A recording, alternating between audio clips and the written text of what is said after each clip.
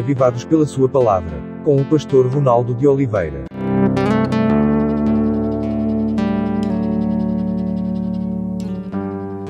Este é o seu programa Reavivados por Sua Palavra, da TV Novo Tempo. Todos os dias estamos aqui, mas você sabe, o programa Reavivados é feito para que você possa ser incentivado. É um método, um capítulo da Bíblia por dia, para que você possa ter contato diário, comunhão com Deus, não é? Mas você nunca pode deixar de ler a palavra, não é? Ler a palavra. Assista o programa, ou antes ou depois de ler a palavra, porque aí ela vai ficando em seu coração, na sua mente, as histórias bíblicas. E nós estamos muito animados, né? Porque estamos começando o livro de Deuteronômio, segunda aparição da lei, ou a segunda repetição da lei. Esse é o nome que a Septuaginta, que é a Bíblia, o Antigo Testamento escrito em grego, não é? Coloca para a gente, e nós usamos este título. Em hebraico, sempre vem as primeiras palavras, né? Eles colocam como título do livro, e as primeiras palavras aqui são estas palavras. Eles chamam o livro de estas palavras. É como o livro começa aqui, essas palavras que Moisés falou. Então vai falar sobre alguns discursos. É um livro que repete a lei, mas repete outras coisas. É um livro que fala de um homem, que está abrindo o seu coração, que amou profundamente o seu povo. Então esta é uma das lições mais lindas aqui deste livro e destes capítulos maravilhosos do livro de Deuteronômio. Deuteros é segunda vez, né? Nomos é lei no grego, por isso que eu falei a Septuaginta, que era a versão do hebraico para o grego. Eles deram esse nome a segunda vez que a lei é mencionada. E aí vai falar bastante sobre a lei, que a preocupação dele é com esse povo amado, que eles não esqueçam nada. Eles ficaram acampados 2 meses aqui. E Moisés faz 4 discursos. 4 discursos.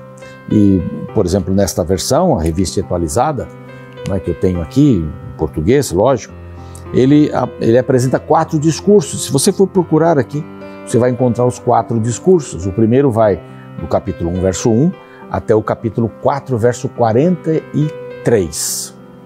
Esse é o primeiro discurso dele. E nesse primeiro discurso, ele anuncia a saída de Moisés como líder. Ele está colocando pessoas no seu lugar, não é? Especialmente Josué. Mas ele está colocando mais líderes, está dividindo as tarefas mais ainda. Ele está saindo, e conta um pouco que ele não pôde dirigir sozinho, precisou da ajuda de outros e tal, mas é a saída do líder.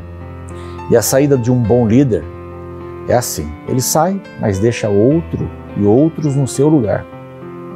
O bom líder não é aquele que, se tem falta, fulano não está mais aqui e tal. O bom líder é aquele que deixa pessoas para o substituírem e de forma até melhor. Deixa pessoas mais capacitadas. O caminho que ele trilhou para aprender algumas coisas, o duro caminho, né, para entender a liderança, e nós que somos líderes da família, de um trabalho, de uma igreja, de um conjunto de igrejas, a gente tem que aprender muitas coisas sozinho, não é? Ou pela experiência dos outros. Mas quando a gente prepara alguém para nos substituir, essa pessoa pelo menos já tem várias coisas, né? Caminhos andados, não é? Eu dizia para os meus filhos, vocês não entendem isso agora, mas quando vocês forem pais de filhos adolescentes, vocês vão entender o que eu estou falando. E o mais velho já chegou a essa conclusão. Pai, você dizia isso, e eu estou vendo mesmo. Ele tem uma filha maravilhosa, mas adolescente, né? É uma fase da vida que a gente está aprendendo uma porção de coisas, e os pais têm que ter um olhar de paciência, né? Para que as coisas possam marchar direito. Então é muito importante você deixar alguém, você deixar princípios, você deixar coisas que são colunas, não é? De pensamentos, de ideias para as outras pessoas. E Moisés fez isso nessa primeira parte, nesse primeiro sermão. Tem o segundo sermão, que é o maior sermão. Ele reafirma o decálogo como base da fé, como base para o desenvolvimento do povo de Israel. É a revisão da lei. Ele faz uma revisão e vai do capítulo 4, verso 44, é o finalzinho do capítulo 4, até o final do capítulo 26. 26, verso 19, até o final. Não é? Aqui então vem o terceiro discurso dele, que ele vai falar sobre o ritual da bênção e da maldição, o que é bênção, o que é maldição, e vai do capítulo 27 todinho e o capítulo 28 todinho também, e o último discurso dele, o último sermão dele, o discurso de Moisés, é um resumo da história, da lei, da aliança, e vai até, do 29, né, até o final, capítulo 34. Então aqui, se você quiser ver uma divisão lógica, tem aqui, algumas bíblias até apresentam tudo isso aqui. Bom, ele começa as primeiras palavras, ele diz assim, que no 11º mês, no primeiro dia do 40º ano, Moisés faz esse discurso apaixonado, né? Por 2 meses eles ficaram ali, além do Jordão, na terra de Moabe, diz o verso 5, e o verso 8 ele diz, eis que a terra que eu pus diante, Deus falando, né? Que eu pus diante de vós, entrai e possuí a terra que o Senhor, com juramento, deu a vossos pais, Abraão, Isaque, Jacó, a eles e a sua descendência depois deles. É Deus falando.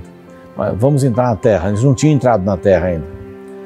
E Moisés, lá no final deste livro, vai ter uma situação bem especial, você aguarde para ver aqui. Não é?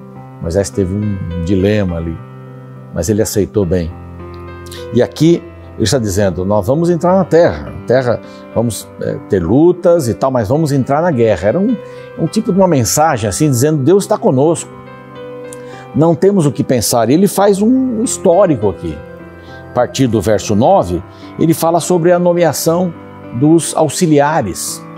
E ele diz assim, nesse mesmo tempo, logo lá, foi lá no passado, foi lá atrás, quando Jetro deu aquele conselho para ele, olha, chame pessoas, você não vai dar conta. Divida o trabalho, um conselho sábio, né, do seu sogro. Nesse mesmo tempo eu vos disse, eu sozinho não poderei levar-vos. Moisés foi chamado a liderar um povo de quase 3 milhões de pessoas, nós já vimos isso em capítulos anteriores. Um povo que nunca tinha se organizado para sair para nada. Era Moisés, o seu irmão, e pronto. Arão estava lá, mas eles tinham um Deus que dirigia. Até que Moisés começou a dividir capitães de 1000, capitães de 100, capitães de 10, e eles levavam, eram homens sábios, né? Levavam o assunto para eles, e se o de 10 não conseguia, ia para o de 100, se o de 100 não conseguia, ia para o de 1000, se o de 1000 não conseguia, então chegava até Moisés, mas com raríssimos casos eles chegavam ali. Então o verso 15 fala sobre isso, e diz que eles não deviam ser parciais, que eles deviam ouvir. Aqui eu acho bem interessante o verso 17, não sereis parciais no juízo, ouvireis tanto o pequeno como o grande, imparcialidade, né? Não temereis a face de ninguém, cara feia é fome, né? Então não fique com medo de ninguém, tem que ter um juízo, porque o juízo é de Deus. Então eles usariam a palavra de Deus para julgar, que coisa melhor do que isso? Mais justiça do que isso? Não sejam parciais, pobre, rico, o feio, bonito, o juízo é de Deus, porém a causa que vos for demasiadamente difícil, fareis vir a mim, e eu a ouvirei, todos baseados na palavra de Deus. Mas não dá para fugir disso. As pessoas que tomam decisões sem buscar a palavra de Deus, elas estão perdendo. Não há sabedoria fora. Você pode ter até inteligência, conhecimento, mas sabedoria vem da palavra do Senhor. A palavra do Senhor traz sabedoria.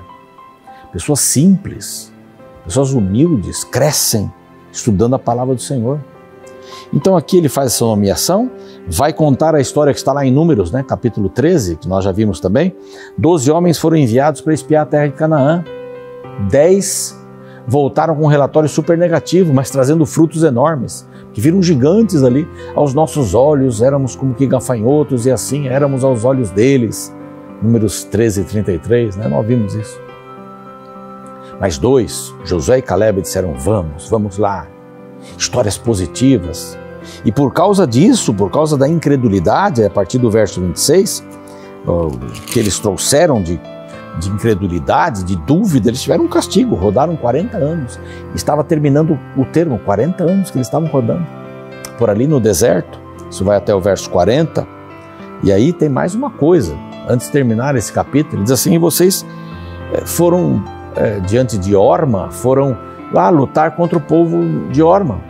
Vamos lá resolver essa questão aí. Só que o Senhor não foi à frente. Já falei em capítulos anteriores, a batalha é do Senhor. E como o Senhor não foi na frente, eles foram derrotados.